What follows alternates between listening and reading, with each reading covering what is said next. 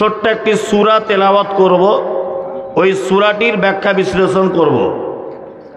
আর প্রথমে যে আয়াতগুলি তেলাওয়াত করেছি এই আয়াতগুলির অর্থ হচ্ছে এই সূরা আল আরাফের 3টি আয়াত আপনাদের সামনে তেলাওয়াত করেছি।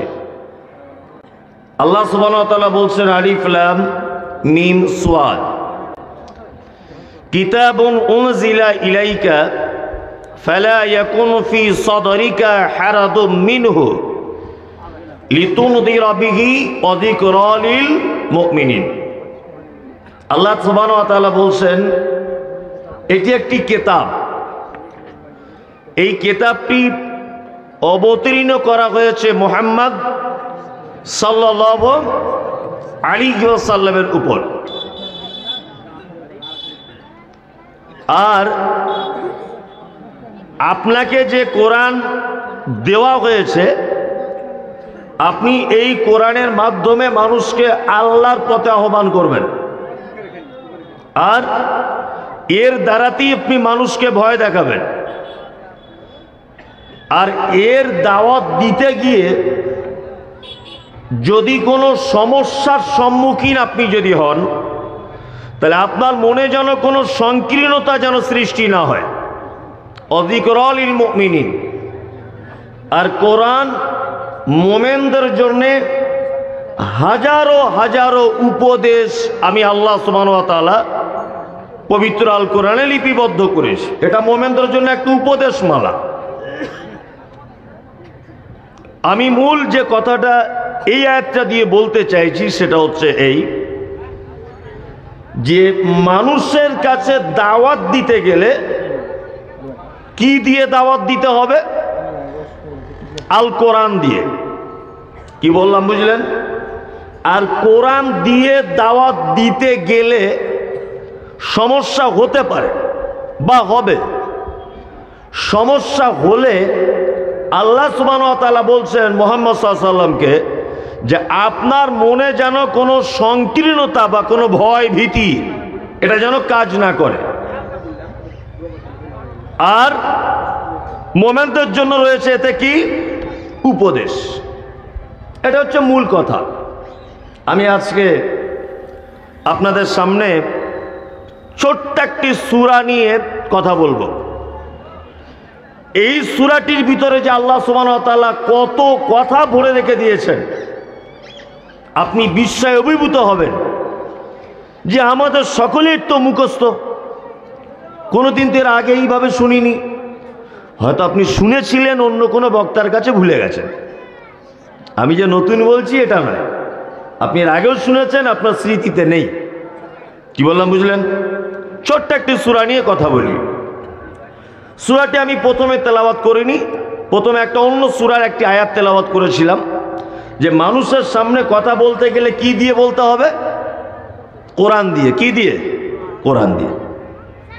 আপনাদের যারা 5 ওয়াক্তের মুসাল্লি, যারা 5 ওয়াক্ত সালাত আদায় করেন, 5 ওয়াক্ত যারা নামাজ পড়েন, আপনাদের প্রত্যেকেরই একটা সূরা মুখস্থ আছে প্রায়। কি? অত্তিন ওয়াজ জাইতুন মুখস্থ আছে? কার কার? সবারই মুখস্থ, সবার। যদি বলছেন অত্তিন এটা বলার জন্য কলকাতা থেকে 4 চাকা গাড়ি করে আসতে হলো, এটা আমরা সবাই জানি। তো আসলে আপনার জানা আমার জানা একই, ডিফারেন্স কিছু নেই। তবে এক এক মানুষের কণ্ঠে শুনতে এক এক রকমের মজা লাগে, এছাড়া আর কিছু নয়। আর কিছু না। কারণ কোরআনের এটাই একটা অলৌকিক মুজিজা যে একই জিনিস বারবার বললেও মানুষ বিরক্ত হয় না। এটাই একটা সব থেকে বড় মুজিজা বা অলৌকিকতা বলতে পারেন, যে একই জিনিস বারবার বর্ণনা করলেও মানুষ বিরক্ত হয় না, তারপরেও মজা লাগে। সহিবুল সাহেব যে কথাগুলো বলেছেন, আমি অনেক কথা হয়তো সেইগুলোই বলবো, কারণ আমার কাছে তো জিবরিল আসছে না যে এখনই কোরআন অবতীর্ণ হয়েছে, এরকম কোনো ব্যাপার আছে নাকি? নেই। তার মানে কথা একই, একই বক্তারা যা বলছে সব ঘুরিয়ে ফিরিয়ে এক, কিন্তু এক এক জনার কণ্ঠে এক এক রকম শুনতে লাগে, এছাড়া আর কিছু নয়। এই সূরাটির ভিতর আল্লাহ সুবহানাহু ওয়া তাআলা বেশ মোমেনদের জন্য কয়েকটি ইম্পর্টেন্ট কথা বলছেন। আমি সেই কথাগুলি একটা করে আপনাকে বলে দেওয়ার চেষ্টা করছি। এক, আল্লাহ সুবহানাহু ওয়া তাআলা বলছেন তিন, ডুমুরের মতো দেখতে একটা ফল, যেটা আমাদের এখানে বড় ফলের দোকানে পাওয়া যাবে। এটা ইয়ামান দেশে খুব বেশি হয়। হাজী সাহেবরা মক্কাতে যারা যান, মদিনায় যারা যান, এই ফলটা কিনতে পাওয়া যায়। এই তিন নামক ফলের আল্লাহ সুবহানাহু ওয়া তাআলা কসম করছেন। দুই, অজাইতুন, জয়তুন একটি ফল, এই ফলের আল্লাহ সুবহানাহু ওয়া তাআলা কসম করছেন। অতুরে সিরিন, তুর পর্বতের আল্লাহ সুবহানাহু ওয়া তাআলা কসম করছেন। ও হাযাল বালাদিল আমিন, আল্লাহ সুবহানাহু ওয়া তাআলা বলছেন মক্কা নগরীর পবিত্র জায়গার কসম করে বলছি। এখনো কেন যে কসম করছেন আল্লাহ এটা বলছেন না। কত গুরুত্বপূর্ণ এই কথাটা আপনার মাথার মগজে ঢোকান, দেখবেন আপনি অবাক হবেন। আচ্ছা বলুন, আমাদের গ্রামে এখন ইন্দিরা বাসনের ঘরের সার্ভে চলছে না? চলছে। এখন একটা লোকের দুতলা বাড়ি, সে একটা ঘর পেয়ে গেছে, সে একটা ঘর পেয়েছে। আচ্ছা বলুন তো, যারা গরিব প্রাপ্যদার মানুষ, তারা পঞ্চায়েত প্রধানের বিরুদ্ধে গ্রামে প্রতিবাদ সভা বা প্রতিবাদ কণ্ঠ তারা তুলবে কি তুলবে না? তুলবে। যে এত বড় বদমাশ লোক, আমি মাটির ঘরে বাস করি, আমাকে দিল না, দুতলা বাড়ির লোকটাকে দিয়ে দিল, এটা বলবে কি বলবে না? বলবে। আপনাদের এলাকায় অবশ্যই এগুলো হয় না, অন্যান্য জায়গায় হচ্ছে। তার মানে পৃথিবীর কোনো মানুষ যদি কোনো অন্যায় কাজে যদি লিপ্ত হয়, আমি আপনি সকলেই তার বিরুদ্ধে কি করি? প্রতিবাদ জানাই, তাই না?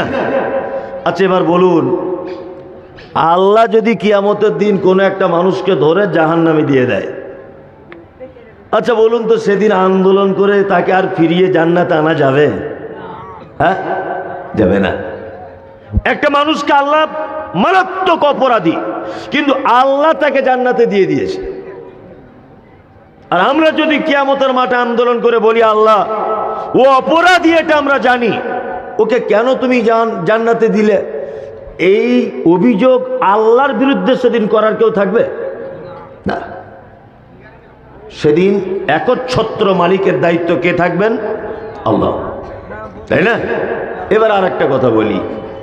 আচ্ছা, আপনি যদি নামাজ না যদি পড়েন, এটা আল্লাহর কোনো ক্ষতি হয়? ক্ষতি হয় না? আপনার তো মনে হয় ধ্যান ধারণা যে আল্লাহর মনে হয় কিছু ক্ষতি হয়, তাই না? আমি মাস্টার, ছাত্রকে পড়া দিয়েছি, তুমি এই পড়াটা মুখস্থ করে আরো। আচ্ছা যদি ছাত্র মুখস্থ না করে, ক্ষতিকার ওর না আমার? হ্যাঁ, ছাত্রের, তাই না? তা আমাদের রবকে আল্লাহ, আল্লাহ সালাত ফরজ করেছেন। এখন আপনি যদি আদায় না করেন, তার কোনো ক্ষতি হবে না। আপনি যদি রমজানের রোজা যদি না রাখেন, ক্ষতি তার হবে না। এই সারা পৃথিবীতে যা কিছু আপনারা সবাই দেখতে পাচ্ছি, আচ্ছা বলুন, এই যা কিছু আমরা রূপ সৌন্দর্য যা কিছু দেখছি, আল্লাহ কি এর 10 পয়সা কোনো দাম দেয়? হ্যাঁ, দেয়? দেয় না, কোনো দাম নেই।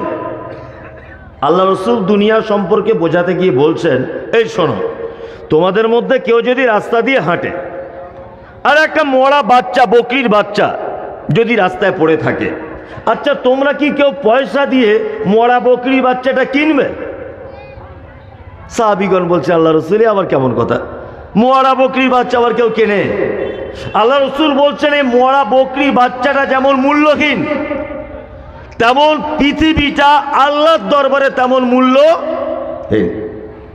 আল্লাহর কাছে যদি মূল্য থাকতো, তাহলে দেখবেন এখন যদি এলাকায় 10টা ঘর যদি আসে, আর পঞ্চায়েত বা প্রধান যদি যে একটা পার্টির হয়, যে কোনো পার্টির, আপনাদের এটা কোন পার্টির আমি জানি না, সব পার্টি আমার দরকার নেই, বোঝানোর জন্য বলছি। তা ধরে নেন যে পার্টি জিতে আছে সেই পার্টির 10টা ঘর এসেছে। আচ্ছা, যে জিতে আসে কংগ্রেস থেকে ধরে নেন, তো ও কি ঘরগুলো দেখে দেখে সিপিএমকে দেবে? হ্যাঁ, ও কাকে দেবে? ও কংগ্রেসের লোককেই দেবে। কারণ ও জানে যে সিপিএম, তৃণমূল এরা আমার বিরোধিতা করেছে, ঘর আমার কোটাতে এসছে, আমি আমার কংগ্রেসের লোককে দেবো। এটাই তো হয়। তার মানে ওর কাছে ওর পার্টির লোক খুব দামি, তাই তো?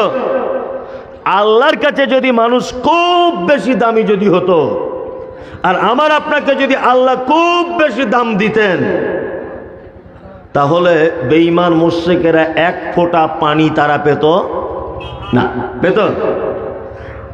আর আল্লাহর কাছে মনোনীত দিন কোনটা? ইসলাম, তাই তো? ফিলিস্তিনে মুসলমানদেরকে মারছে, দেখতে পাচ্ছেন না মোবাইলে? মারছে কারা? ইহুদিরা, ইসরায়েলের, তাই তো? আর মুসলিমরা কি করছে? লাল গোলা বড় বড় মসজিদে বসে দোয়া করছে, আল্লাহ ফিলিস্তিনে মুসলমানদেরকে বাঁচাও। একেবারে শেষ করে দিল। হ্যাঁ, এত দোয়া করার কি দরকার? আল্লাহ যদি ইসরায়েলের 5টা মিনিট অক্সিজেনটা যদি বন্ধ করে দেয়, ইসরায়েলের যদি 5 মিনিট অক্সিজেনটা যদি বন্ধ করে দেয়, তাহলে তো মুসলিমগুলো বেঁচে গেল। বেঁচে গেল কি গেল না?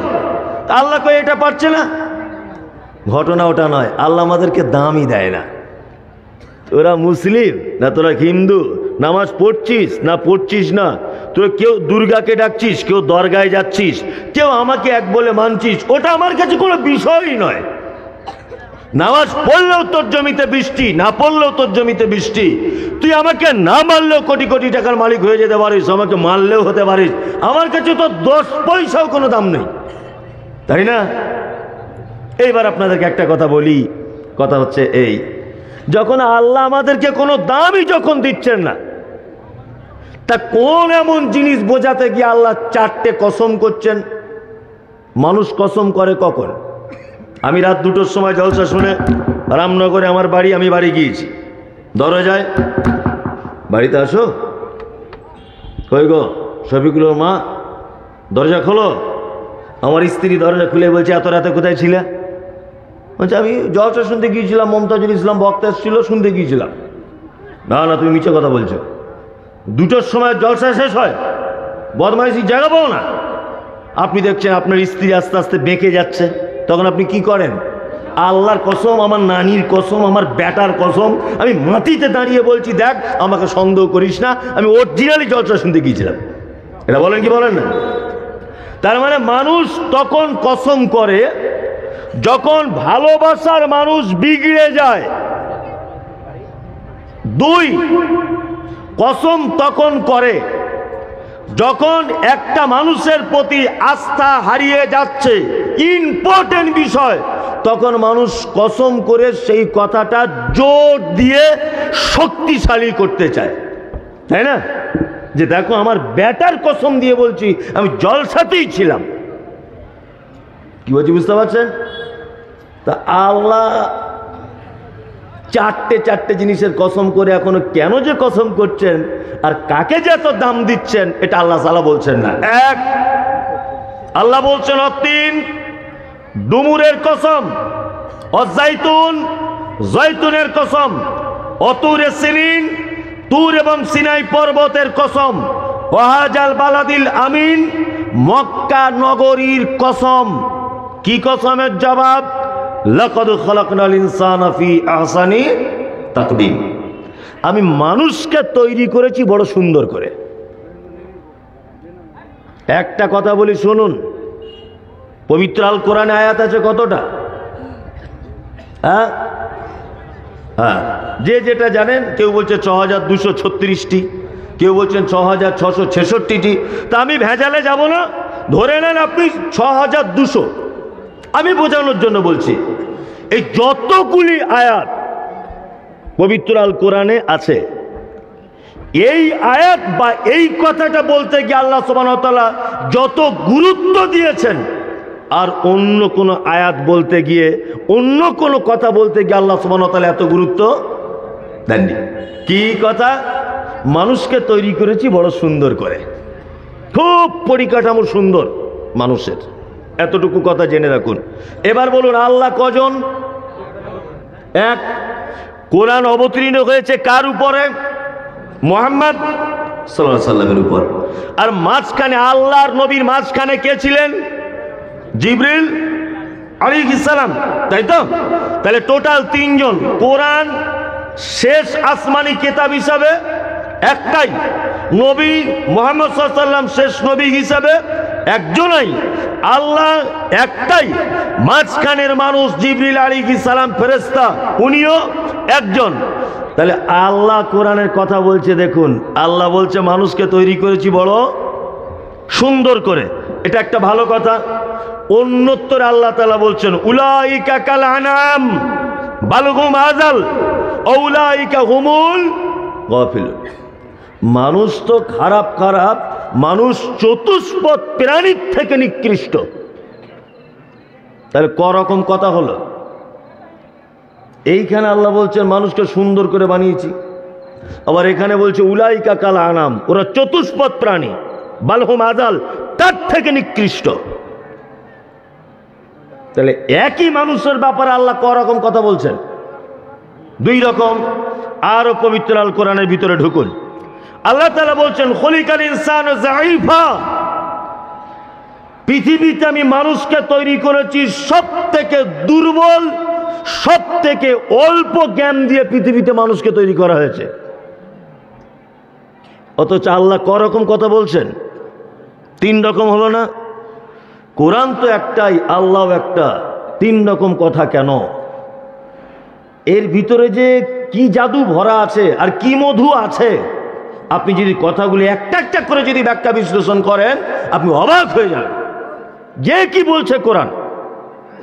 এক, প্রথমে আপনাকে বলি, আল্লাহ বলছেন মানুষকে আমি সুন্দর করে তৈরি করেছি। পৃথিবীর সব থেকে সুন্দর কে? মানুষ, তাই না? আর বাস্তবও তাই, বাস্তবটাও তাই। তার একটা জ্বলন্ত প্রমাণ আপনাকে আমি দেখাই। আপনাদের আমাদের বাড়িতে গরুর বাচ্চা হয়, হয় না? হয়, হয় না? হয়। অনেক সময় দেখবেন গোয়াল ঘরে রাত 2টোর সময়তে এমনিতেই গরু বাচ্চা দিয়ে দিয়েছে, তাই না? আচ্ছা বলুন তো, গরুর বাচ্চা হলে বাচ্চাটা হাঁটতে টাইম লাগে কতদিন? একজন বলছে 3 দিন, মানে ও কিছুই বুঝে না। গরুর বাচ্চা 3 দিন লাগে হাঁটতে? কতক্ষণ লাগে? 10 মিনিট 15 মিনিট, তাই না? রাত 2টোর সময়তে গাভী গোয়াল ঘরে বাচ্চা দিয়েছে। এখন ওর গায়ের বাচ্চার লালাগুলো পরিষ্কার করার কেউ নেই, ওর নানি দাদি কেউ নাই, নিয়ে ও জিভ দিয়ে চাটছে, চেটে চেটে সব পরিষ্কার করে দিয়েছে। ভালো করে বুঝবেন, বাচ্চাটা মায়ের পেট থেকে ভূমিষ্ঠ হওয়ার পরেও কষ্ট হয়ে গেছে। ও গাভীকে বলছে, মা একটু দুধ হলে হতো না, হালকা গরম গরম দুধ। বলছে দুধ? তা আমি যে মালিকের অধীনে আছি, এ মালিক তখন ঘুমিয়ে আছে, দুধ কি করে তুই উঠবি এখন? ঠিক আছে একবার উঠে দাঁড়া। নে, বাচ্চাটা আস্তে আস্তে উঠে দাঁড়িয়ে থরথর করে কাঁপতে কাঁপতে ধস করে পড়ে গেল। গাভী আবার বলছে, আবার ওঠ, চেষ্টা কর।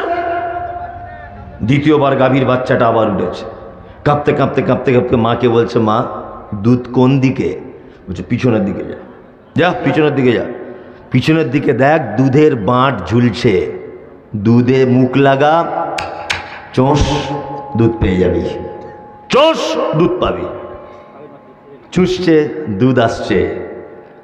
আল্লাহ সুবহানাহু ওয়া তাআলা গরুর ক্ষেত্রে এই পদ্ধতি করলেন, জন্মের 5-7 মিনিট পরে উঠে দাঁড়াবি। আর মানুষের বাচ্চা হলে কতক্ষণ লাগে? 10-11 মাস, 1 বছর 1.5 বছর, তাই না? কারণ কি? গরুর এত বড় বাচ্চা সাথে সাথে হাঁটছে, আর মানুষের এইটুকু বাচ্চা হাঁটতে এত টাইম লাগছে কেন? আল্লাহ জানে। যদি এর পা তাড়াতাড়ি যদি রেডি করে দিই, তাহলে কোরআনের এই আয়াতের বাস্তব রূপ দিতে বড় কঠিন হবে।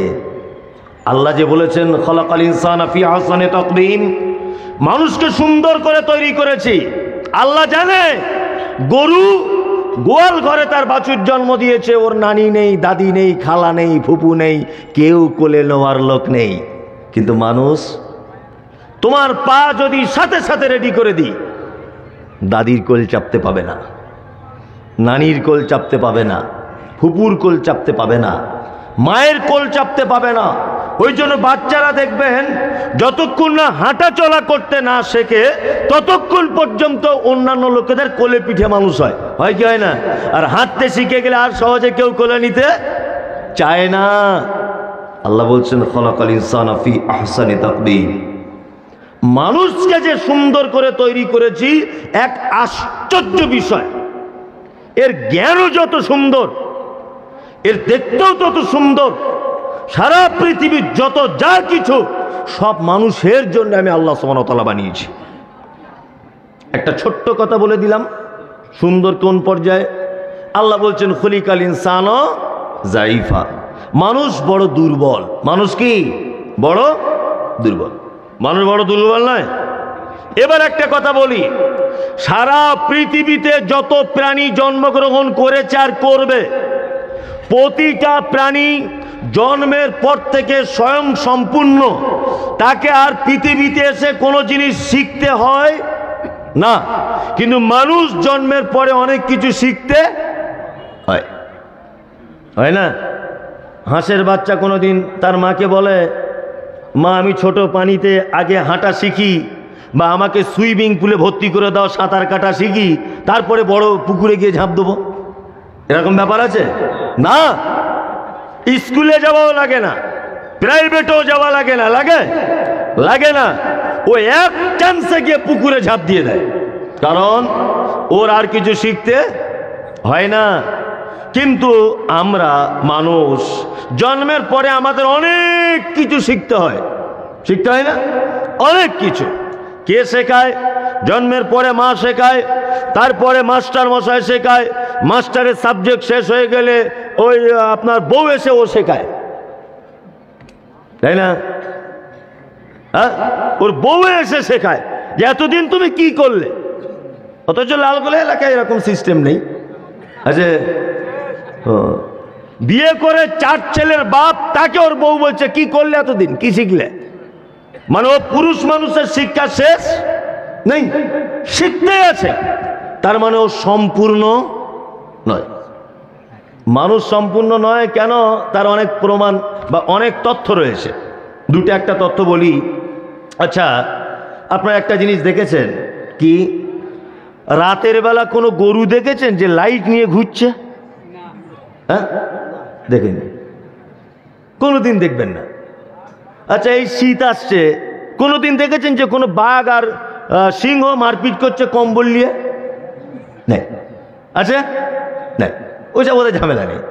এত বর্ষার বৃষ্টি হলো, কোনো শিয়াল কোনোদিন আপনার দুতলার ছপ্পর খাটে উঠেছে যে ভাই তোমার বাড়ি আজকে এসেছি, মাঠে খুব বৃষ্টি? দেখেছেন? না, কোনো দিন দেখবেন না। কারণ কি বলুন তো, ওরা এই পৃথিবীর প্রাণী। কি বললাম বুঝলেন? আর মানুষ হালকা একটু হাওয়া লেগে গেলে নাক দিয়ে গড়িয়ে যাচ্ছে, তাই না? বেশি রোদ্দুর ছাতা নিয়ে ঘুরছে, কোনো কিছু পৃথিবীর সঙ্গে তার সেটিং হচ্ছে না। সবটাই যেন তার নতুন। রাত্রি একা চলতে পারে না, লাইট নিয়ে চলতে হয়। কাঁচা তরকারি খেতে পারে না, রান্না করে খেতে হয়।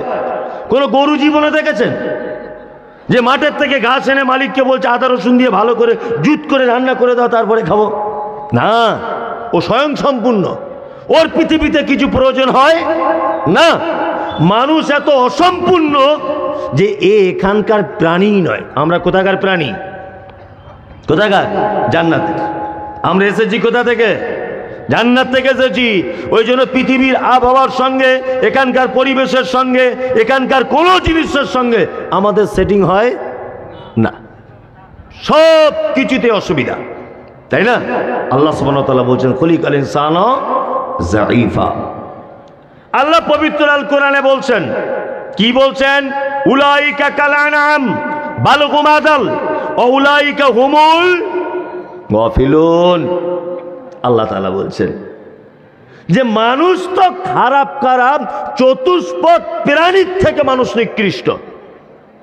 এই আমরা অনেক সময় বলি না, আমরা অনেক সময় কি বলি? এই গরুরে একেবারে বলি কি বলি না? বলি কি বলি না? বলি। কোন লোককে বলি না গরু, বলি না? ওকে যে আপনি গরুর সাথে তুলনা করছেন, এটা গরু যদি বুঝতে পারতো না তা আপনার নামে লালগোলা থামায় ডায়েরি করে দিত। যে আমি এত ভালো একটা প্রাণী আর ওকে আমার সাথে তুলনা করছে। তার মানে কি, গরু হোক, ছাগল হোক, ভেড়া হোক, উট হোক, পৃথিবীতে কোনো প্রাণী আল্লাহর বিধান অমান্য করে না, করে না। কোনোদিন গরুকে দেখেছেন যে কারোর বিয়ের প্যান্ডেলের ভিতরে ঢুকে গোশ খেয়ে নিচ্ছে? দেখবেন, কোনোদিন দেখতে পাবেন না আপনি। কারণ আল্লাহকে বলে দিয়েছে তুই সবুজ জিনিস খাবি, গোশ মাছ ওসব দিকে যাবি না। কুকুর মানুষের পায়খানা খাবে তবুও ভালো। কোনোদিন দেখবেন না যে ক্ষুধা তাড়নায় আপনাদের মাঠে গিয়ে ধানের জমি ধানগুলো সব এক ধার থেকে খেয়ে নিচ্ছে, কপিগুলো এক ধার থেকে খেয়ে নিচ্ছে, জীবনে দেখেছেন? না। ও মানুষের পায়খানা খাবে তবুও ভালো, সবুজ জিনিস খাবে না। কারণ আল্লাহকে এইভাবেই বলে দিয়েছে তুই সবুজ জিনিস মাঠে ঘাটে যাবি না, তুই বাচ্চা ছেলে পায়খানা করবে চেটে দিবি, আর গোস্তকে হাড্ডি ফেলবে জল সাথে তুই খেয়ে পরিষ্কার করে দিবি, এইটা তোর খাদ্য। ও ওটা করে না? করে না? করে, করে। তার মানে পৃথিবীর কোনো প্রাণী আল্লাহর বিধান অমান্য করে না। অমান্য করে কারা? কারা? মানুষ। নামাজ পড়া কি ফরজ? আমরা পড়ি না, তাই তো? পড়ি না। যারা পড়ে না তবে এরা লোক ভালো, লোক খারাপ না, এরা লোক ভালো। নামাজ পড়ি না, তাই না? রোজা ওটাও করি না। জাকাত নিজের টাকা কেন অপরকে দেবো? এটা সাংঘাতিক ব্যাপার। এ বুদ্ধিমান লোকেরই কাজ। বুদ্ধিমান লোক না, নিজের টাকা অপরকে দেবে কেন? হ্যাঁ। রোজা করি না। হজ আমার অত বেশি নেই, ও 5,000 টাকা মাদ্রাসা দান করে দেবো, কে ওই আমি ঝামেলা করবে বলো দেখি এখন? ওটা আপনার ভালো লোকেরই পরিচয়, তাই না? মদ খাই, অসুবিধা নেই। সুদ ওটা সাংঘাতিক মিষ্টি ব্যাপার, তাই না? তাহলে আমরা একটা ব্যাপার মানতে পারি না, পারি না। আল্লাহ তাআলা এই কারণে বলছে উলাইকা কালানাম বাল হুম আদাল উলাইকা হুমুল গাফিলুন। আরে মানুষ তো খারাপ খারাপ চতুষ্পদ প্রাণী, তার থেকে মানুষ নিকৃষ্ট। কুকুরকে কোনোদিন দেখতে পাবেন না মাঠের ধান খেতে, কারণ আল্লাহ ওকে মানুষের নোংরা খাওয়াবে, ওকে ম্যাথডের ডিপার্টমেন্টে তৈরি করা হয়েছে। গরু ও সবুজ খাবে, বিয়ে বাড়ির প্যান্ডেলে গিয়ে গোশ মাছ খাবে না, খাবে না। ও তার রবের বিধান অনুযায়ী চলছে। কিন্তু একটা মানুষকে যা বলা হয়েছে মানুষ তার বিপরীত করছে। কি করছে না?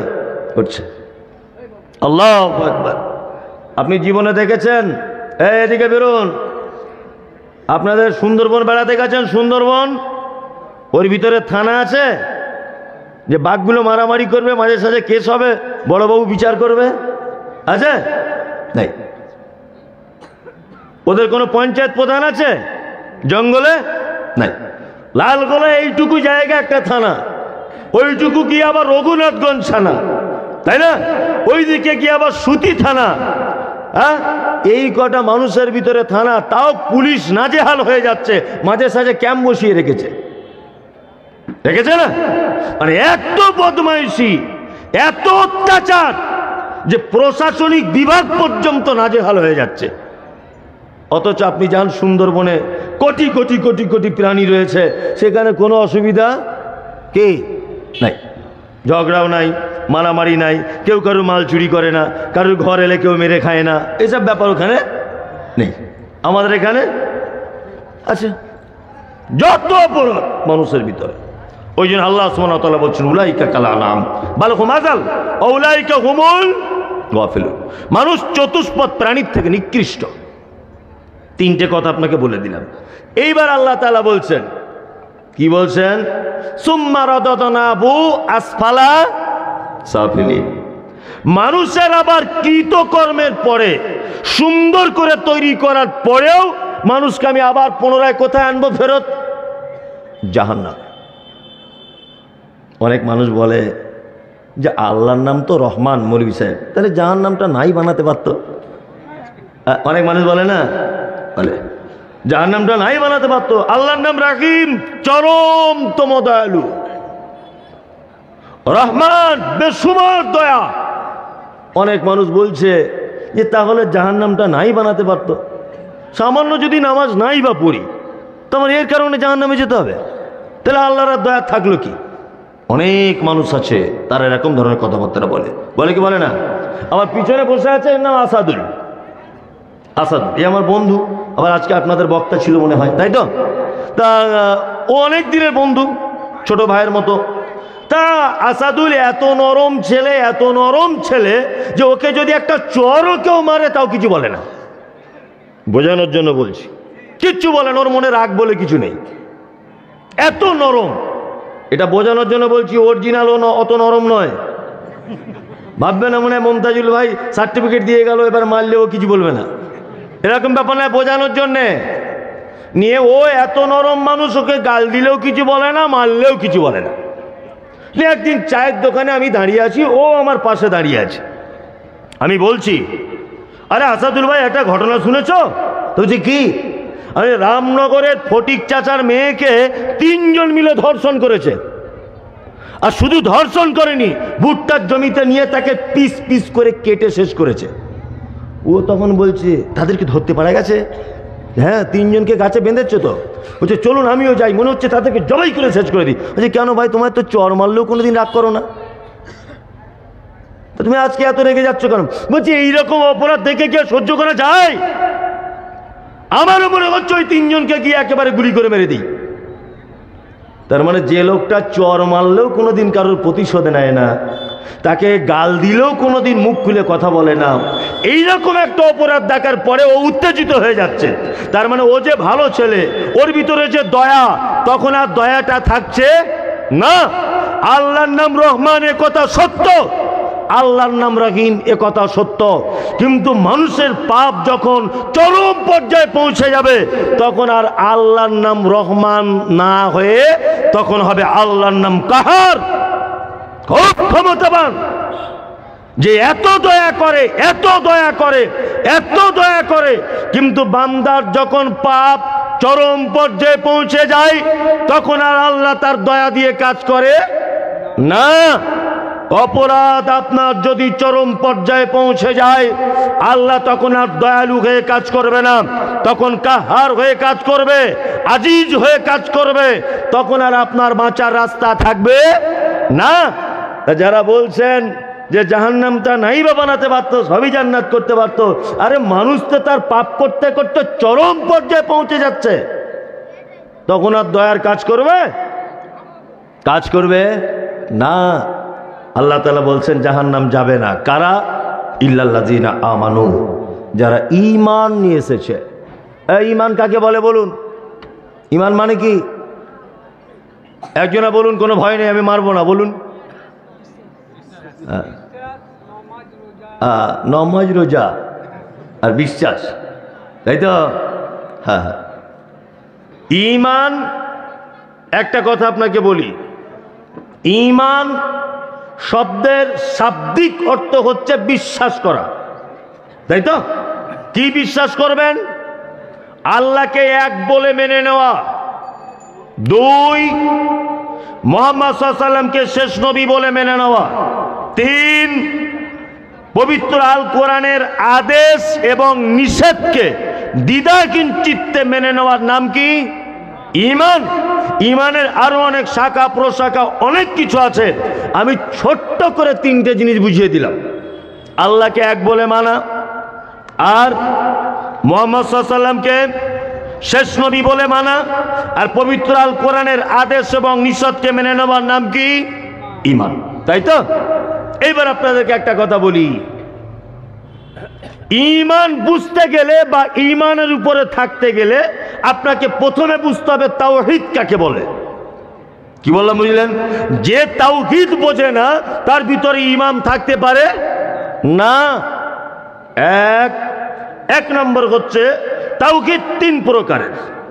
1, আল্লাহকে রব বলে মানা, সমস্ত ইবাদত কার জন্য করতে হবে? আল্লাহর জন্য করতে হবে। আর তাওহীদের আসমা ওয়াস সিফাত, অর্থাৎ আল্লাহ সুবহানাহু ওয়া তাআলার যে গুণগুলি আছে, এই নামের সাথে সাথে গুণগুলোর প্রতি কি? ঈমান আনা, বিশ্বাস করা। আমাদের অনেক মানুষের ঈমান চলে গেছে। কিন্তু আবু জেহেলকে চেনেন? ঈমানদার লোক ছিল, তাই না? আবু জেহেল চেনেন না? খুব বদমাশ লোক না? খুব বদমাশ লোক। আবু জেহেল কিন্তু এটা বিশ্বাস করত কি, লা খালিক ইল্লাল্লাহ, আল্লাহ ছাড়া কোনো সৃষ্টিকর্তা নেই, এটা বিশ্বাস করত কে? আবু জেহেল।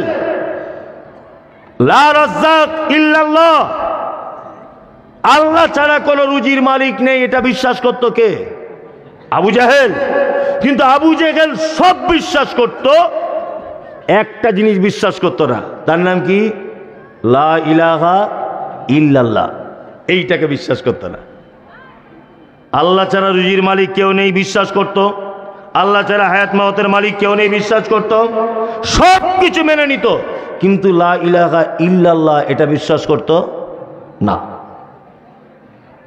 আবু জেহেলের এটা দাবি, আল্লাহ ছাড়া অনেক মাবুদ আছে, আল্লাহ তো আছি, তারপরে পরে ছোট মেজো সেজো লসেজো এরকম ভাবে সাজানো অনেক মাবুদ কি আছে। আমাদের মুসলিমদের ভিতরেও অনেক আকীদা এরকম আছে না? আছে। আপনার লালগোলা এলাকা আছে যে আল্লাহ ছাড়া অন্য কারো ক্ষমতা আছে, এইরকম বিশ্বাসওয়ালা মানুষ আছে না? নেই? আছে, অজস্র মানুষ আছে। খাইরিকি ওয়াশাররিকি মিনাল্লাহি তাআলা, ভালো মন্দ সবকিছু কার উপরে ভরসা? আল্লাহর উপরে, তাই না? এর নাম কি? ঈমান। এর নাম কি? ঈমান। ভালো মন্দ সব যদি আল্লাহর উপরে ভরসা ঈমান হয়, তারপরেও একজন ব্যবসায়িক দোকান করেছে, দোকানের পিছনে বড় তাবিজ আয়াতুল কুরসি লেখা হয়েছে, ল্যামিনেশন করে টাঙানো আছে, আছে না? আছে। আর এগুলো দিচ্ছে কে? এগুলো দিচ্ছে কে? মৌলভী সাহেবরা দিচ্ছে, তাই না? আসলে মৌলভী সাহেব আপনার সঙ্গে মারাত্মক অপরাধ করেছে। কত বড় অপরাধ! আল্লাহ নবী সাল্লাল্লাহু আলাইহি ওয়াসাল্লাম তিনি বলছেন যে একটা মানুষ যদি রাতের বেলাতে আয়াতুল কুরসি যদি তেলাওয়াত করে তার হাতে ফুঁক দিয়ে গোটা শরীরে বুলিয়ে যদি শুয়ে পড়ে, সারা রাত তার মাল পাহারা দেওয়ার, সারা রাত তার মাল কার জিম্মাতে থাকে? আল্লাহ সুবহানাহু ওয়া তাআলার জিম্মাতে থাকে, তাই না? আপনি হুজুরের কাছে গেছেন, আপনার ভ্যান চুরি হয়ে গেছে, ভ্যান চুরি হয়ে গেছে, আপনি হুজুরের কাছে গেলেন, হুজুর আপনাকে যদি এই কথা বলে দিত যে মুহাম্মদ সাল্লাল্লাহু আলাইহি ওয়াসাল্লাম বলেছেন, কি বলেছেন? আয়াতুল কুরসি পড়ে রাত্রের বেলা শোও, তাহলে তোমার ভ্যান, তোমার মাল, তোমার সমস্ত কিছু হেফাজতে রাখবে কে? কে? আল্লাহ। হুজুর এইটা না বলে শর্টকাটে বলে দিয়েছে, আয়াতুল কুরসিটা লিখে ল্যামিনেশন করে তোমার মেন গেটের সামনে টাঙাও। কি বললাম বুঝলেন না? আল্লাহ কোরআনে কি বলছেন? আল্লাহ পবিত্র আল কোরআনে বলছেন, অনুনাজ্জিলু মিনাল কোরআন মা হুয়া শিফা, আমি কোরআন অবতীর্ণ করেছি মুমিনের আরোগ্যের জন্যে।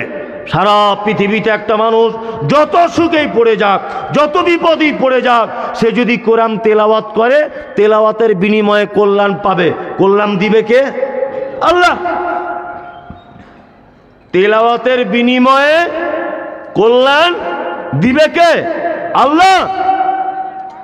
আমরা কোরআন তেলাওয়াতের বিনিময়ে আল্লাহ দরবারে আরোগ্য কামনা করি না, আমরা খুব সস্তাতে আরোগ্য কামনা করতে শিখেছি, তাই না? বলে আমরা ওই তেলাওয়াতকৃত আয়াতগুলিকে কাগজের ভিতরে ধারণ করে আমরা হাতে বাঁধছি, পায়ে বাঁধছি, বাঁধছি কি বাঁধছি না? এটা আমাদের ঈমান বাড়ছে না কমছে? হ্যাঁ, কমছে। আরে আপনি তো একটু আগে বললেন, খাইরিকি ওয়াশাররিকি মিনাল্লাহি তাআলা, ভালো মন্দ যা কিছু হয় কার উপরে ভরসা? আল্লাহর উপরে ভরসা করতে হবে। অসুস্থ আপনি ঔষধ খেতে পারেন, কোনো সমস্যা নেই, আর ভরসা কার উপরে? আল্লাহর উপরে করতে হবে। আল্লাহু আকবার। কিন্তু আমাদের ঈমান এত দুর্বল যে ঈমানে পোকা লেগে গেছে, ঈমানই নাই।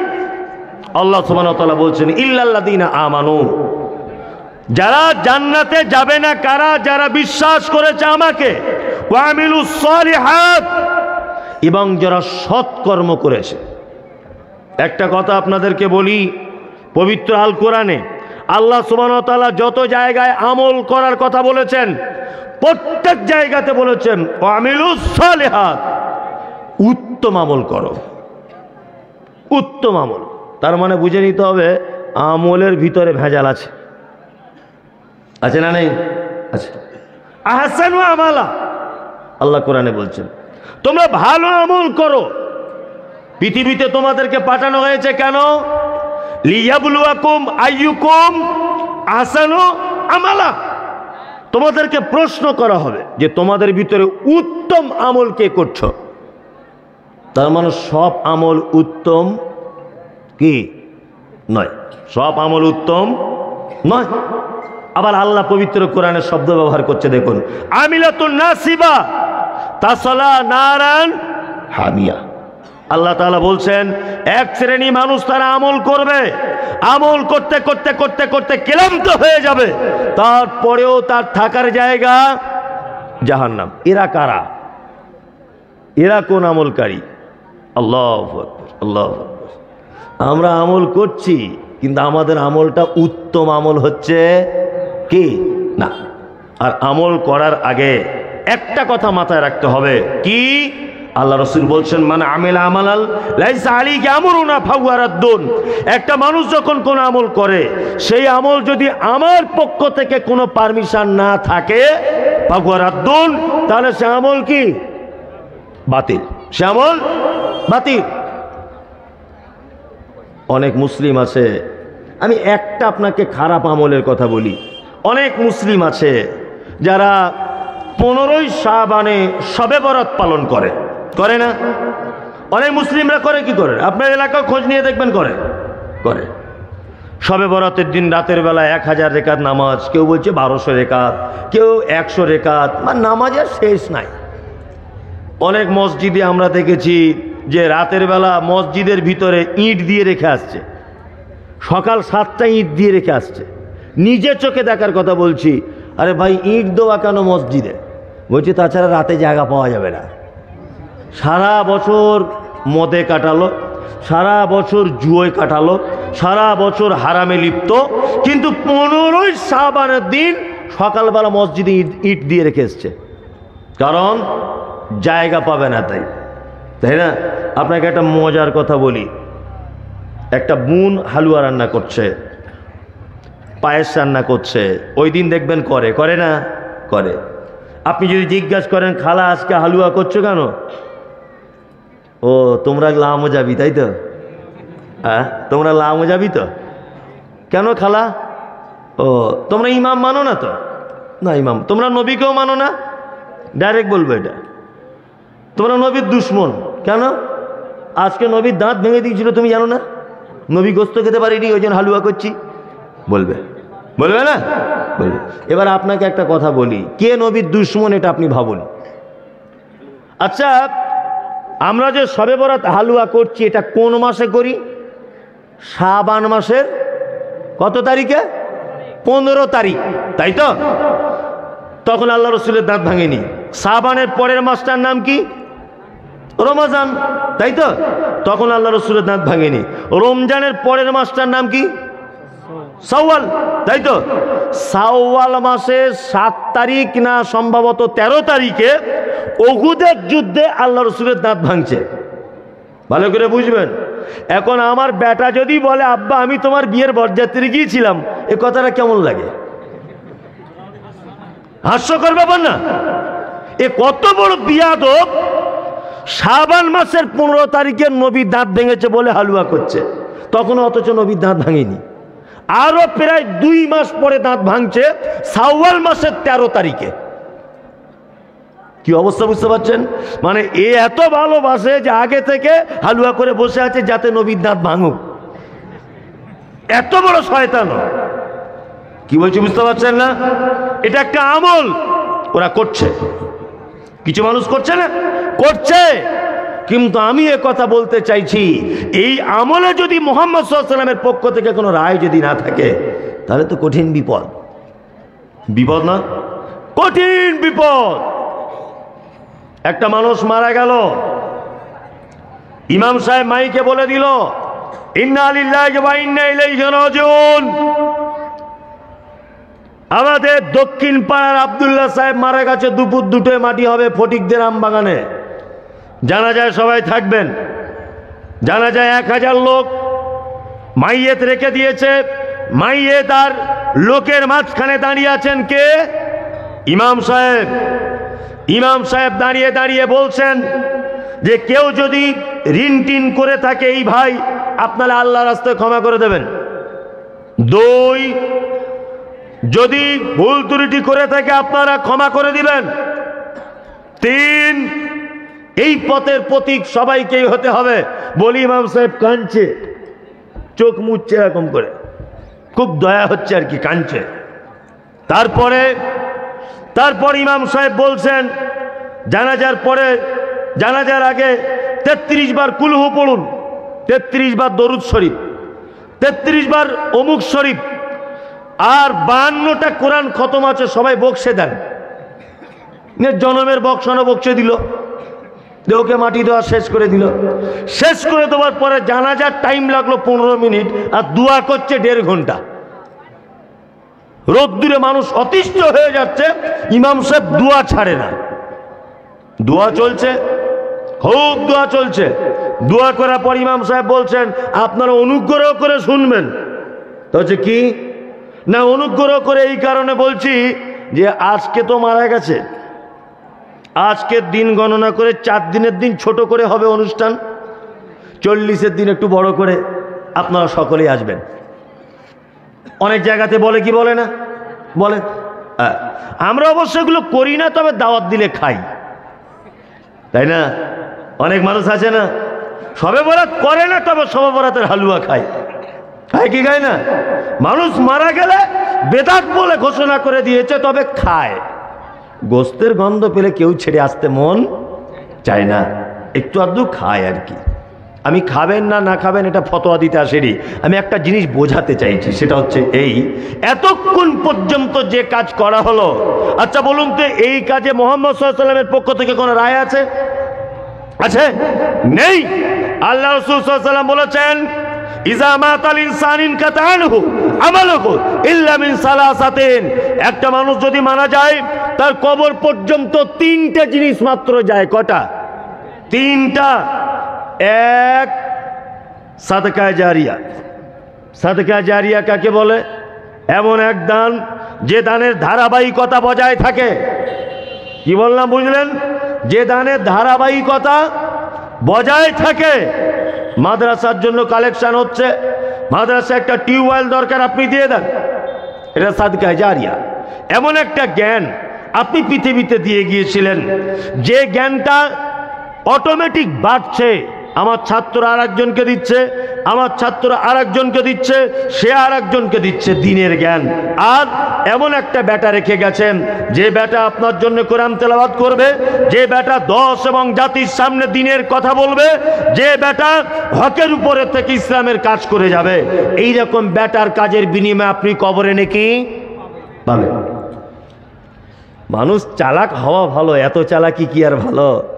হ্যাঁ, নিজের ছেলেকে আলামিন মিশনে ভর্তি করে মাদ্রাসার ছেলেকে 500 টাকা দিয়ে 4 বার কোরআন খতম করছে ওর বাপের নামে। ফেরেশতারা কি এত বোকা? তোমার পাছার চামড়া তুলে দিবে। বদমাইশির জায়গা পাও না। নিজের ছেলে আলামিন মিশনে, নিজের ছেলে অন্য বড় স্কুলে, আর গরিবের ছেলে মাদ্রাসায় পড়ছে, রিক্সাওয়ালার বেটা, সে হাফেজ হয়েছে, তাকে 200 টাকা দিয়ে বাড়ি নিয়ে বলছে আমার বাপের নামে 4টে খতম দিয়ে দাও। হ্যাঁ, করছে না?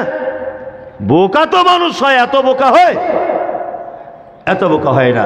এই কাজের সঙ্গে মুহাম্মদ সাল্লাল্লাহু আলাইহি ওয়াসাল্লামের আমলের কোনো সম্পর্ক কি নেই। যখনই এই কথাগুলো কোথাও বলতে যাচ্ছি, তখনই মানুষ বিরুদ্ধাচারণ করছে, তখনই মানুষ কি করছে? বিরুদ্ধাচারণ করছে।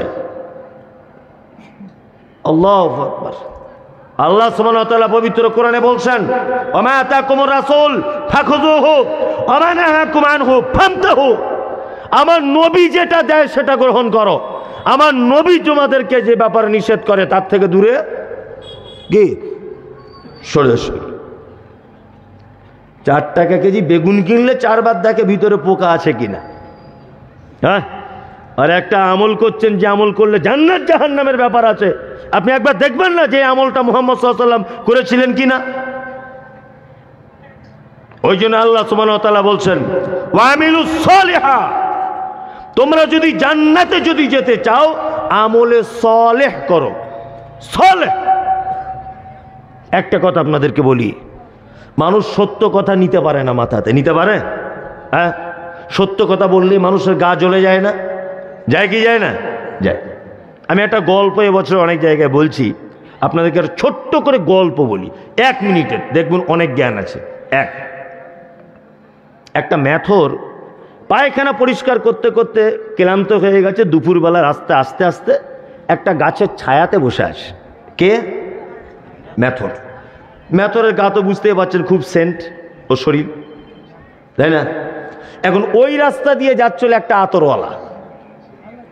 আতরওয়ালা অত বুঝে উঠতে পারেনি, ও গিয়ে ম্যাথরের পাশে বসেছে, এবার নাক ধরেছে। বলছি, ভাই কি ব্যাপার, তুমি কি করো বলো দেখি, এত গন্ধ বার হচ্ছে। ভালো করে বুঝলি, ও সত্যি কথাই বলেছে যে আমি মানুষের পায়খানা পরিষ্কার করি। এখন আতরওয়ালা ভেবেছে, ভাই তোমার গা দিয়ে যখন গন্ধ বার হচ্ছে, এক কাজ করো, আমার জান্নাতুল ফেরদাউস একটু মেরে দিই। বলে ও ব্যাগ থেকে জান্নাতুল ফেরদাউস বার করে আতর ওই ম্যাথরওয়ালা লাগিয়ে দিয়েছে। এখন ও তো পায়খানা পরিষ্কার করে, ও তো জীবনে আতরটা তোর শুনিনি। ও আতর জান্নাতুল ফেরদাউস পেয়ে সাথে সাথে ঝটপট করে অজ্ঞান হয়ে গেছে। আতরওয়ালা খুব বিপদে পড়ে গেছে, আতর দিয়েও তো সাংঘাতিক বিপদ। এখন লোকজন খুব বেশি, আমাকে ধরবে মারবে এরকম ব্যাপার, ফাঁকা মাঠে দুজন আছি, বলবে ছেনতাই বাজে এটা ওটা। ও কি করেছে, বুদ্ধি করে একটা টুকটুকি ভাড়া করে লালগোলা হাসপাতালে নিয়ে গেছে। ডাক্তার তো জ্ঞানী, ডাক্তার জিজ্ঞাসা করে বলছে, আচ্ছা ভাই আতরওয়ালা আপনি কি করেন? বলছে আমি আতরের কারবার করি, ব্যবসা। আর ওই লোক বলছে ওর হাতে বালতি আর ঝাঁটা ছিল, দেখে মনে হচ্ছে ম্যাথর। তো বলছে এই লোক হঠাৎ অজ্ঞান হয়ে গেল কেন? বলছে অজ্ঞান এই কারণে হয়েছে স্যার, আমি এতটুকু আপনাকে বলতে পারি, সেটা হচ্ছে যে ও বসেছিল, ওর গা দিয়ে গন্ধ বার হচ্ছিল, আমি একটু জান্নাতুল ফেরদাউস মেরে দিয়েছি, ও দেখলাম অজ্ঞান হয়ে গেছে। ডাক্তার তখন বলছে পৃথিবীর কোনো মেডিসিনের ভালো হবে না, এক কাজ করুন, হসপিটালের পিছনের দিকে দেখুন বাথরুম পায়খানা ঘর আছে, একটু কাঁচা মাল এনে ওর নাকে ঘষে দেন, দেখবেন ঠিক হয়ে যাবে। কাঁচা পায়খানা এনে ওর নাকে ঘষে দিয়েছে, বুঝলেন না? লোক পুরু চাঙ্গা। এখন আতরওয়ালা ডাক্তারকে বলছে, এ কি ব্যাপার, আপনি ডাক্তারবাবু কি করলেন? পায়খানা দিয়ে চিকিৎসা, এ কেমন কথা? তখন বলছে, শোনো, সারা জীবন যে লোকটা পায়খানার গন্ধ শুকে এসেছে জান্নাত, ওই নাকে তুমি জান্নাতুল ফেরদাউস দিয়ে দিয়েছ, ও তো এমনিতে অজ্ঞান হয়ে যাবে। সারা জীবন যারা হাদিসে নাই, কোরআনে নাই, আরবি কোনো বইয়ে নাই, এইরকম আমল করে করে যারা অভ্যস্ত, তাদেরকে যদি এখন আপনি বলেন শবে বরাত বেদাত, তারা এমনিতেই অজ্ঞান হয়ে যাবে। কি বলছি বুঝতে পারছেন না? তাদেরকে যদি আপনি বলেন 40 করা বেদাত হারাম, ও অজ্ঞান হয়ে যাবে সাথে সাথে। ওরে বাবারে, আমার বাপ 14 পুরুষ করে এসেছে, মমতাজুল বলে কি রে? কি বলছি বুঝতে পারছেন না? এর অবস্থা ঠিক রাখো। অথচ আল্লাহ কি বলছেন? ওয়ামিলুস সালিহা, আমল করার আগে তোমরা সলে নেক আমল করো। অত সহজ নয়। কি বললাম বুঝলেন? আচ্ছা, আপনাদেরকে আমি কয়েকটা নেক আমল বলে দিব, করা যাবে ইনশাল্লাহ? ইনশাল্লাহ সব বক্তার বেলাতেই বলেন, আর মোটামুটি আর 30 বছর বলে আসছেন আপনি, ইনশাল্লাহ বলে আসছেন না? বলে আসছেন। তা আমি ইনশাল্লাহ বলবো না, কিছু না, আমি প্লেন ভাবে আপনাদেরকে আমি কয়েকটা ভালো আমল বলে দিচ্ছি। ওইটা তাই তো ছেড়ে দিব, আদায়ের কথা বলবো। হ্যাঁ বলছি, আদায়ের কথা বলছি। আদায়ের কথা বললে লোকগুলো সব পালাবে এখনই, কারণ আমার পরে তার বক্তা নেই। আর ওই জন্য আমি আর কিছুক্ষণ 2-1টা ভালো আমল বলে দিয়া, দেখুন খুব ভালো লাগবে, আপনি আমলগুলো করবেন ইনশাল্লাহ আজকে থেকে, ইনশাল্লাহ। একদম হাদিস কোরআন দিয়ে বলে দিচ্ছে। এক, কিয়ামতের দিনে নেকি ওজন করা হবে না নেকি গুনাহ হবে? ওজন হবে। তার মানে নেকির ভারী কমের ব্যাপার আছে। ধরে নেন এটা পাল্লা, এইদিকে গোনাগুলো দেওয়া হয়েছে, ফ্রি ফায়ার খেলা, পাবজি খেলার, ফোনে কথা বলা, চ্যাটিং করা, সব পাপ এইদিকে। মিথ্যা কথা বলা, চুগলিগিরি করা, সব পাপ এই যে গোনার দিকটা এইরকম হয়ে আছে। এখন নেকির দিকটায় নেকি তোলা হচ্ছে, দান করা, সাদকা করা, সত্য কথা বলা, আত্মীয়তার সম্পর্ক বজায় রাখা, এই নেকিটা এদিকে দেওয়া হচ্ছে। কিন্তু নেকির থেকে গোনার এত ওজন বেশি যে গোনার পাল্লাটা তুলতে পারছে না নেকি। আল্লাহর নবীর আমল আল্লাহ রাসূল বলেছেন আলহামদুলিল্লাহ তামলা আল মিজান, তোমরা যদি মিজানের পাল্লার নেকির দিকটা অর্ধেক যদি ভারী করে দিতে চাও কিয়ামতের মাঠে, তাহলে রাত দিনের কিছু অংশে আলহামদুলিল্লাহ বলো। ইনশাল্লাহ বলবো, বলবো? হ্যাঁ। পানি পান করার শেষে কি বলতে হয়? আলহামদুলিল্লাহ। বলেন কজন? হাত তুলুন যে আমি বলি। সত্যি কথা বলবেন কিন্তু, আর মিথ্যা কথা বলবেন না। হ্যাঁ, ভালো, তাই না? কেউ জিজ্ঞেস করছে ভাই কেমন আছেন, কি বলবেন? আমরা বলি কি না, আমরা বলি একটা আলাদা। আমি এখনই তার প্রমাণ। গাড়ি থেকে নামছি, একজনকে বলছি ভালো আছো বাবু? তো বলছে হুজুর আপনার দোয়ায় ভালো আছি, আল্লাহ রহমতে। ওকে আমি চিনি? কোনোদিন দেখেছি? ওর জন্য দোয়া কেন করতে যাবো আমি? ও কি আমায় পয়সা দিয়ে রেখেছে? এগুলো আমরা বলি কি বলি না? চাচা কেমন আছেন? বলছে মাওলানা সাহেব আপনার দোয়ায় আল্লাহ রহমতে ভালো আছি। বলে না কেন? এই কথা কেন? হ্যাঁ, এই কথা বললে এই কথার ভিতরে শিরকের গন্ধ আছে। শিরক নয়, তবে শিরকের গন্ধ আছে। গন্ধ কোন জায়গায়? গন্ধ হচ্ছে এই, তার মানে আপনি আপনার দুয়ায় আল্লাহর রহমতে ভালো আছি, তার মানে আপনি দোয়া না করলে আল্লাহর রহমত করতো না। অথচ আমি কোনোদিন দোয়া করি না, ওকে চিনি না। করি কি করি না? তাহলে কি বলতে হবে? আলহামদুলিল্লাহ, তাই তো? এবার আর একটা হাদিস বলি। আল্লাহ নবী সাল্লাল্লাহু আলাইহি ওয়াসাল্লাম বলেছেন আফজালুদ দুআ ওয়া আলহামদুলিল্লাহ, পৃথিবীর সবথেকে উত্তম দোয়া তার নাম কি? আলহামদুলিল্লাহ। গাছের একটা ভালো আম হয়েছে, খুব মিষ্টি, খেতে গিয়ে কি বলবেন? আলহামদুলিল্লাহ। পানি পান করে আলহামদুলিল্লাহ। আর আফজালুজ যিকর লা ইলাহা ইল্লাল্লাহ। আর উত্তম জিকির কি? লা ইলাহা। তাই বলে এরকম নয় বাংলাদেশের মতো হু হু এরকম নয়, ও সব চিটিং মাছ। কি বললাম বুঝলেন না? জিকির কাকে বলে? এই জিকিরের বাংলা মানে কি? হ্যাঁ বলুন, আমি তো মারছি না আপনাকে, বলুন না। স্মরণ করা, তাই না? আপনি খুব ভালো বলেছেন, তার মানে আপনারা ইসলামিক ব্যাপারে জানেন। জি, যাই হোক, তা ইসলামিক ব্যাপারে আপনারা জানেন। এবার আমার দিকে ফিরুন, একটা মজার কথা বলি। যারা বলছে জোরে বলুন লা ইলাহা ইল্লাল্লাহ, বলছে না জলসায়, এরা যে মাথা মোটা, আমার মাথায় আজও পর্যন্ত ঢুকলো না যে মাথায় কি আল্লাহ মগজ দেয়নি? এরা কি কিছু বোঝে না? আপনি দিল্লিতে কাজে গেছেন, বুঝবেন, দিল্লিতে কাজে গেছেন, খুব ভালো একটা রেস্টুরেন্টে বসে আপনি খাচ্ছেন। আপনার বাড়িতে আপনার স্ত্রী আছে, আপনার স্ত্রী আপনি খুব বেশি ভালোবাসেন। তা মনে মনে হবে কি হবে না, ইস আমি দামি হোটেলে খাসির বিরিয়ানি খাচ্ছি, আমার বউ যে কি করছে বাড়িতে তা ঠিক নেই। মনে মনে হবে কি হবে না? যারা স্ত্রীকে ভালোবাসে মনে মনে হবে কি হবে না? হবে। এর নাম কি? ভালোবাসা এবং স্মরণ করা, তাই তো? আর আমি হোটেলে বসে যদি বলি হে আমার বউ রে, তোর কথা ভুলতে পারছি না রে, তুই কি খাচ্ছিস বল, আমি আর খাবো না, বিরিয়ানি রেখে দিয়ে চলে গেলাম। আচ্ছা, এটা কি ভালোবাসা? হোটেলে আর পাঁচটা লোক কি বলবে? পাগল রে, কোথা থেকে এসছে? বলবে কি বলবে না? বলবে।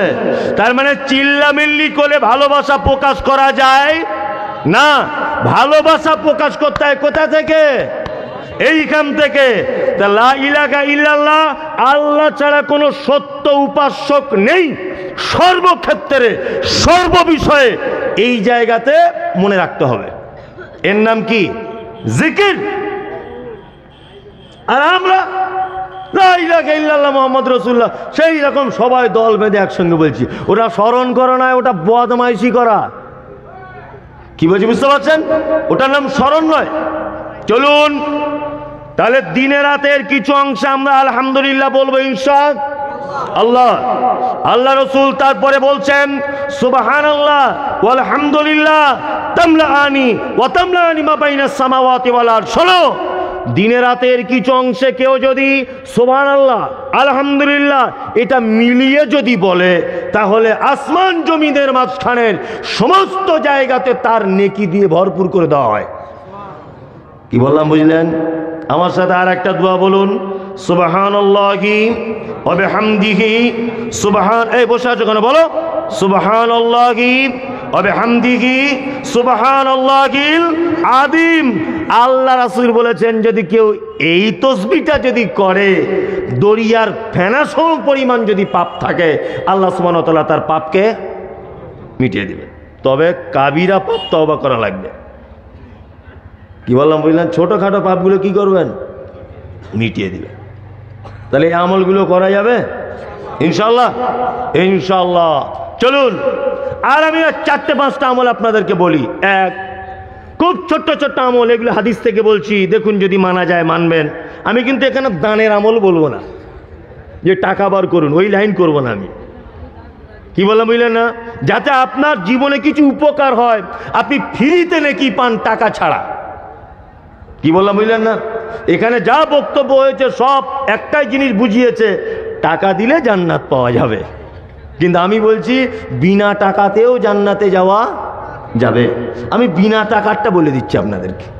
এক, আল্লাহ রাসূল সাল্লাল্লাহু আলাইহি ওয়াসাল্লাম বলেছেন, এক মুসলিম আর একজন মুসলিমের সঙ্গে দেখা হলে যেন বলে আসসালামু আলাইকুম। ইনশাআল্লাহ বলবো। হ্যাঁ, হাক্কুল মুসলিম আলাল মুসলিমি খামসুন রাদ্দুস সালাম। কোন মুসলিমের সঙ্গে দেখা হলে কি বলবো? আসসালামু আলাইকুম। আর গুড মর্নিং, গুড মর্নিং, তোমার গুড মর্নিং এর 10 পয়সা দাম আছে? 4 আনা নে কি হবে? না, কি বলতে হবে? আসসালামু আলাইকুম। তাহলে ছোট কাকে সালাম দিবে? বড়কে, তাই তো? আর বসে থাকা মানুষ দিবে সালাম না পথচারী দিবে? পথচারী দিবে। আপনারা সবই জানেন। শুধু একজনকে সালাম দেওয়া যাবে না, সেটা বউ যাবে। আজকে গিয়ে দেখবেন তো, গিয়ে আপনার বউ এটাই বলবে, তুমি কি আমার চিনতে পারছো না নাকি? আমার মাদ্রাসায় একটা বাংলা শিক্ষক আছে, বুঝলেন? তা তাকে একদিন হাসি করতে করতে বলছি, আচ্ছা ভাই আপনি আপনার স্ত্রীকে সালাম দেন? তা ও একটু লজ্জা করে, আমাকে দেখলে তো আমাকে বলছে হুজুর না দিই না। আমি ঠিক আছে আজকে গিয়ে দেবেন তো, একটা সুন্নত তো চালু হবে। তা ও বলছে আমি হুজুর ঠিক আছে চেষ্টা করব। না, বাড়ি গিয়েছে, গিয়ে বলছে আসসালামু আলাইকুম। ওর স্ত্রী তখন বলছে তুমি কি আমার অপরিচিত লোক তা সালাম দিচ্ছ? হ্যাঁ, তুমি আমার নিজের স্বামী আবার সালাম দিচ্ছ? তার মানে আমাদের এটা ট্রেডিশন, আমাদের এটা এখানে একটা চলন যে অপরিচিত মানুষকে সালাম দিতে হয়, পরিচিতকে দিতে হয় না, তাই তো? এক, যাদের সংসারে খুব বেশি অশান্তি, ঝগড়া হচ্ছে, ঝগড়া অশান্তি থেকে যদি বাঁচতে চান আপনার স্ত্রীকে সালাম দেন। যদি বলছেন কেন, একটা টিপস আপনাকে দিই, শুনে নেন। আসসালামু আলাইকুম, আল্লাহ তোমার উপরে কি গজব গজব দিক, তাহলে শান্তি বর্ষণ করুক তোমার উপরে। ওয়া রাহমাতুল্লাহি, আল্লাহ তোমার উপরে দয়া করুক। ওয়া বারাকাতুহু, এবং তোমার উপরে আল্লাহ বরকত দিক, তাই তো? কটা দোয়া হলো এক সালামে? 3টা। তুমি শান্তিতে থাকো, আল্লাহর দয়াতে থাকো, আর আল্লাহর বরকতে তোমার উপরে আসুক, 3টে দোয়া না? যাদের ঘন ঘন অশান্তি হচ্ছে, আপনি টার্গেট করবেন একদিনে 100 বার ওকে সালাম দিব। কি বললাম বুঝলেন না? বাড়ি থেকে বার হবেন আসসালামু আলাইকুম, ঢুকবেন আসসালামু আলাইকুম, আবার ভাত খেয়ে দরজা দিয়ে ঢুকবেন আসসালামু আলাইকুম। একবারের সালাম যদি কবুল হয়ে যায় তাহলে আর অশান্তি থাকবে? থাকবে না। আমাদের অধিকাংশ ফ্যামিলিতে অশান্তি, তার একটা কারণ স্বামী স্ত্রী সালাম দিই না, বেশি বেশি সালাম দিবে। আবার সালাম দিলে আমাদের মেয়েরা ঠাট্টাও করবে, আজকে শুরু করুন তো, কি বলবে, ঢং আর খুঁজে পায় না, বড় মরি হয়েছে ভাই, বলবে কি বলবে না? বলবে। কিন্তু আমাদের এই প্রথা চালু করা কি উচিত? এর অনেক কাইফিয়ত। আল্লাহ সুবহানাহু ওয়া তাআলা বলছেন, ইয়া আইয়ুহাল্লাযীনা আমানু লা তাদখুলুল বুয়ুতা গায়রা বুয়ুতিকুম, এই ঈমানদার, তোমরা যারা ঈমানের স্বীকৃতি প্রদানকারী, তোমরা শোনো, নিজের বাড়ি হোক অপরের বাড়িতে হোক, যখন তোমরা ঢুকবে কি বলে ঢুকবে? আসসালামু আলাইকুম। আর আমরা বলি কি, দরজা খুলে বলছে ভাবি কি করছো গো, সালাম নাই, কিছু নাই। হচ্ছে কি হচ্ছে না? আল্লাহ, সালাম দিলে সুবিধা কি? আপনার মেয়ে রয়েছে বাড়িতে, বয়স তার 15 বছর 16 বছর, সে যৌবনে পদার্পণ করেছে, তার বুক তার মুখ দেখে বোঝা যায় আমার বেটিকে বিবাহ দেওয়া যাবে, উপযুক্ত হয়েছে। আপনার মেয়ে শীতকালের দিনে আপনার স্ত্রীর সাথে গোসল করে গায়ে একটা ওড়না দিয়ে বা গায়ে একটা গামছা দিয়ে হালকা তেল মাখছিল, হাঁটু বার করে দিয়ে। স্বামী স্ত্রী নেই, কেউ নেই, মা আর বেটি দুজনা রয়েছে। ঘরের দরজা লাগিয়ে বারান্দাতে তেল মাখছে, বারান্দাতে আপনার বেটি চুল শুকাচ্ছে। আর আপনি যদি হঠাৎ করে দরজা দিয়ে ঢুকে যান, বলুন তো দেখি, আপনার 16 বছরের মেয়েটা আপনাকে দেখে লজ্জা পাবে কি পাবে না? পাবে। আপনার বোন রয়েছে বাড়িতে, আপনার বোনকে যদি আপনি এই অবস্থায় দেখেন যে শুধু একটা ব্লাউজ পরে আছে, হালকা একটা ওড়না গায়ে নিয়ে আছে আর পায়জামা পরে নেই, তেল মাখছে শীতের দিনে, আপনার বোনকে আপনি যদি এই অবস্থায় দেখেন, আপনি লজ্জা পাবেন কি পাবেন না? ওই জন্য আমার আল্লাহ বলেছে, তোমরা যারা ঈমান নিয়ে এসেছ দরজায় দাঁড়িয়ে যাবে, গিয়ে বলবে মাসকুরার মা, ও সাবিনার মা, ও শামিমার মা, ও আয়েশার মা, আসসালামু আলাইকুম ওয়া রাহমাতুল্লাহি ওয়া বারাকাতুহু। তুমি দরজা খোলো। আপনার মেয়ে যদি অসাবধানতায় থাকে ঘরের ভিতরে ঢুকে যাবে, আপনার বোন যদি অসাবধানতায় থাকে ঘরের ভিতরে ঢুকে যাবে। ওই জন্য আল্লাহর নবী বলেছেন, একজন মুসলমান আর একজন মুসলমানের উপরে 5টি জিনিসের হক রেখেছে। তার 1 নম্বরে হয়েছে, একজন মুসলিম আর একজন মুসলিমকে দেখে বলবে আসসালামু আলাইকুম ওয়া রাহমাতুল্লাহ। সালাম দিতে হবে। ইনশাআল্লাহ আজকে থেকে চালু করব, ইনশাআল্লাহ বাড়িতে দেবো, ইনশাআল্লাহ ইনশাআল্লাহ। ওয়াইয়াদাতুল মারিজ, অসুস্থকে দেখতে যাবেন।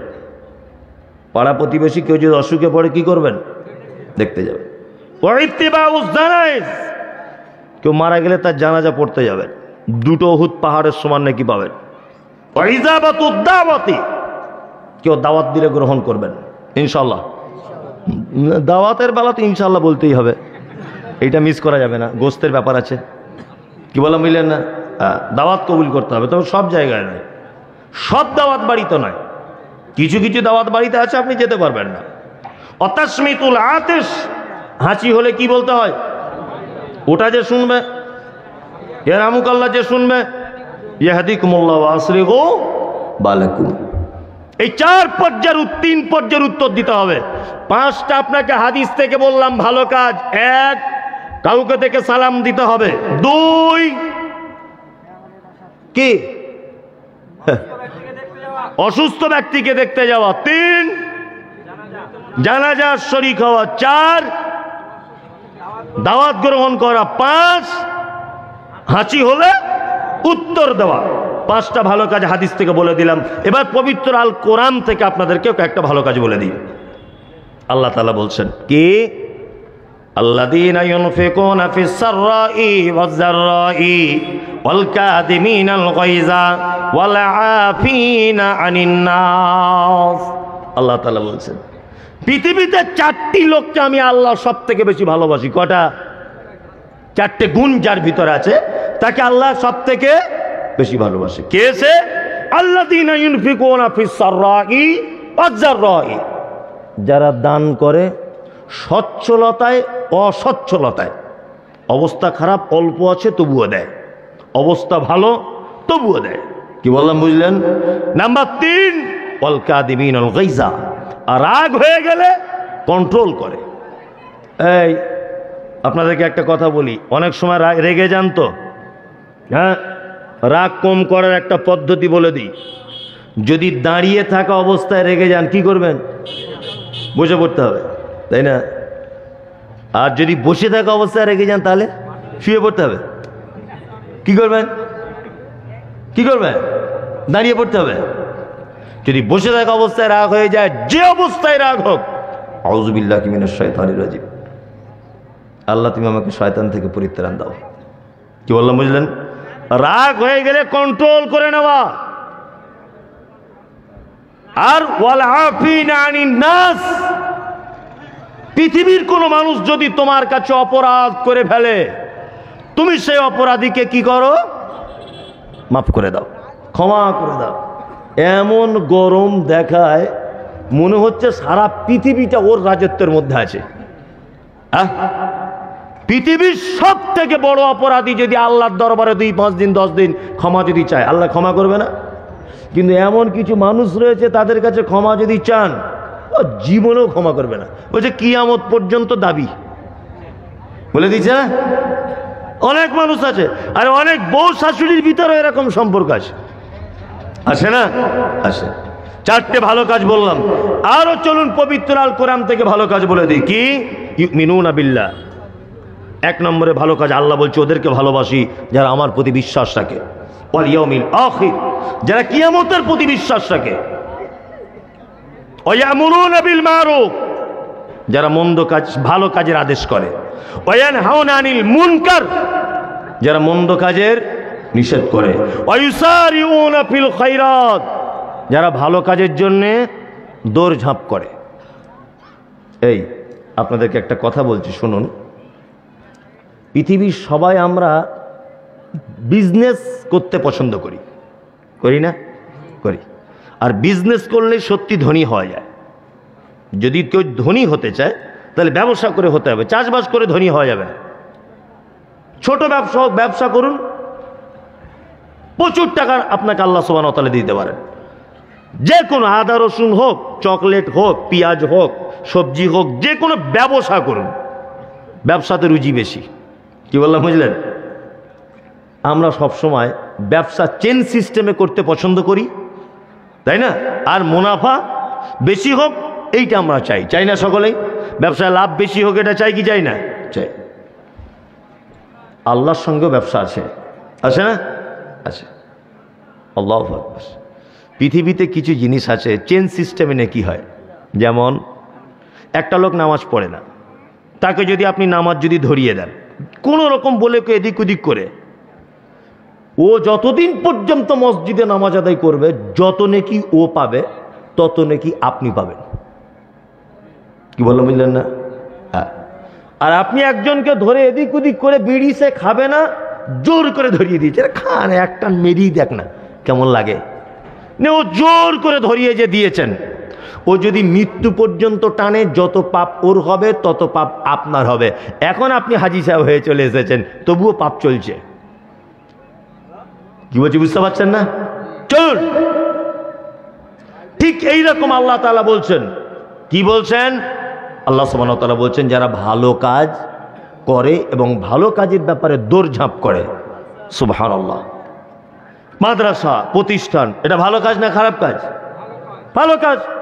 আপনি যদি এর ব্যাপারে অর্থ যদি দিতে না পারেন, শুধু যদি সময়টাও দেন, সেক্রেটারি সাহেব বসে আছেন, উনি ধরে নেন 1 টাকাও দিল না মাদ্রাসায়, কিন্তু এই যে শ্রম দেওয়া, এই যে বয়স্ক মানুষ রাত 12টা পর্যন্ত বসে থাকা, এই যে একটা দায়িত্ব পালন করা, আল্লাহ তাআলা বলছেন কি ইউসারিউনা ফিল খায়রাত, যারা ভালো কাজের জন্য সময় ব্যয় করে, দৌড়ঝাঁপ করে, নিজেকে বিলিয়ে দেয় ভালো কাজের জন্য, আল্লাহ সুবহানাহু ওয়া তাআলা বলছেন পৃথিবীর এই লোকটা সব থেকে আমার কাছে উত্তম। এইবার একটা কথা বলি, এখানে ভালো কাজ বলতে কিন্তু আল্লাহ নির্দিষ্ট কিছু করেনি, নির্দিষ্ট কিছু করেনি। ভালো কাজ যে কোনো রকম হতে পারে। আমি গরিব মানুষ, ডাক্তার দেখাতে পারছি না, আমি লালগোলায় একটা ডাক্তারের কাছে যাব, কিন্তু তার 800 টাকা ফি, 800 টাকা আমার কাছে নেই। আপনার সঙ্গে খুব পরিচয় ডাক্তারবাবু, আপনি একটু ফোন করে বলে দিলেন যে মমতাজুল গরিব মানুষ যাচ্ছে, 200 টাকা কম নেবেন। এটাও একটা ভালো কাজ। ভালো কাজ না? এটাও একটা ভালো কাজ। ভালো কাজ যে কি এইটা আল্লাহ সুবহানাহু ওয়া তাআলা নির্দিষ্ট করেন নি। ওই জন্য যে কোনো প্রকারে ভালো কাজে আপনাকে সহযোগিতা করতে হবে এবং আপনাকে দৌড়ঝাঁপ করতে হবে এবং সেই ব্যাপারে আপনাকে এগিয়ে আসতে হবে ইনশাআল্লাহ। ইনশাআল্লাহ। রাত্রি এখন 12টা বাজে। মাদ্রাসার অনেক দায়িত্বশীল মানুষরা রয়েছেন, এটা প্রতিষ্ঠানগুলো এইভাবেই চলে, চলে না? এই 1 বছরে কালেকশনের উপরেই কিন্তু প্রতিষ্ঠানগুলি কি চলে।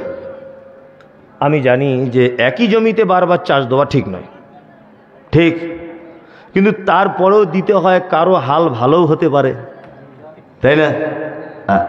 আমি যে সূরা নিয়ে কথা বলছিলাম ওটা সম্পূর্ণ করা যাবে না, আমি একটু অন্যদিকে ঘুরি আপনাদেরকে বলছি, বিনীত অনুরোধ, যারা বসে আছেন আপনাদের পক্ষ থেকে, আপনাদেরই প্রতিষ্ঠান, এই প্রতিষ্ঠানের জন্য এই আয়াতটার আমল করে ওয়াইসারিউনা ফিল খায়রাত, ভালো কাজের জন্য দৌড়ঝাঁপ করা। এই ভালো কাজে আপনি একটু অংশগ্রহণ করার জন্য বিনীত অনুরোধ করছি। আপনার পক্ষ থেকে আপনি একটু অংশগ্রহণ করুন, করুন। আপনার পক্ষ থেকে আপনি একটু অংশগ্রহণ করুন। আপনার মাদ্রাসায় কেউ আছেন এখানে অংশগ্রহণ করবেন? আসেন ভাই, আছেন কেউ? কেউ নেই। আসলে সবাই দিয়ে দিয়েছে, এত রাত হয়েছে তো সবাই কি দিয়ে দিয়েছে। এত রাত আর মানুষ দিবে না। তারপরেও আপনাদের কাছে বিনীত অনুরোধ করছি, আপনারা আল্লাহর রাস্তায় এই 1 বছর আজকের দিনটাকে কেন্দ্র করে প্রতিষ্ঠানটি চলবে, সেই উদ্দেশ্য করে আপনারা আল্লাহর রাস্তায় কিছু দেন। আসুন। ওয়ালাইকুম আসসালাম রহমতুল্লাহ। কত? 5000 টাকা। মাশাআল্লাহ। ওয়ালাইকুম আসসালাম রহমতুল্লাহ। একজন 5, কি নাম আপনার? আবুল কাসেম। 5000 দুটোই কত টোটালে? হ্যাঁ, আর 2000 দিয়ে 5000 করে দাও, দিয়ে দেন। আরে ওরম করিয়েন না, আপনি যখন 4000 দিবেন তার 1000 আল্লাহর আপনার মালে বরকত দিয়ে দেবে। মাশাআল্লাহ। ও 4000 টাকা একজন দিলেন। এ ভাই কেউ চলে যাবেন না, 5-7 মিনিট 10 মিনিট বসুন, কারণ আপনি বসে থাকলে কেউ কিছু দিতে চাইলে দিবে না, তো আপনাকে দেখে পিছনে পিছনে পালাবে। আপনি মাদ্রাসার ক্ষতি করবেন না। আর মায়েরা যারা বসে আছেন, আপনাদের কাছে বিনীত অনুরোধ যে আপনারা কিছু দেন, সকলে আল্লাহর রাস্তায় দেন, অবশ্যই দিবেন। দেন, আপনি 5000 টাকা দেন। আর কেউ আছেন 4-5 হাজার টাকার দেওয়ার মতো মানুষ? ও 2.5 দিয়েছেন, সকালে আর 1000 টাকা দিবেন। আসুন। মাশাআল্লাহ। কত? 1000 টাকা। 2000 টাকা। মাশাআল্লাহ। কি নাম? সাজিবুর রহমান। লালগোলার মানুষ দান করে এটা আমি জানি। 500। মাশাআল্লাহ। আর একজন 500 টাকা। সকলে আসুন, একটু দিয়ে যান, আল্লাহর রাস্তায় দেন।